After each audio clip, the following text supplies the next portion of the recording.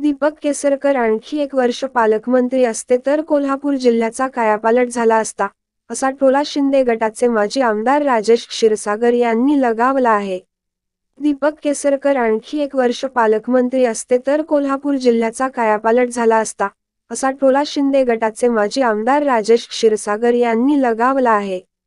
दीपक केसरकर आणखी एक वर्ष पालकमंत्री असते तर कोल्हापूर जिल्ह्याचा कायापालट झाला असता, असा टोला शिंदे गटाचे माजी आमदार राजेश क्षीरसागर यांनी लगावला आहे. राजेश क्षीरसागर यांनी यावेळी बोलताना वैद्यकीय शिक्षण मंत्री तथा कोल्हापूरचे पालकमंत्री हसन मुश्रीफ यांच्यावर तोफ डागली. इतकंच नाही तर पालकमंत्री हसन मुश्रीफ यांच्या कार्यक्षमतेवर देखील राजेश क्षीरसागर यांनी प्रश्नचिन्ह उपस्थित केलं आहे. ते म्हणाले की दीपक केसरकर आणखी एक वर्ष पालकमंत्री असते तर कोल्हापूर जिल्ह्याचा कायापालट झाला असता, असा टोला त्यांनी लगावला आहे. माजी आमदार राजेश क्षीरसागर यांनी आमदार सतेज पाटील यांचंही नाव न घेता टीका केली. त्यांनी उचापती नेते असा उल्लेख करत टीका केली.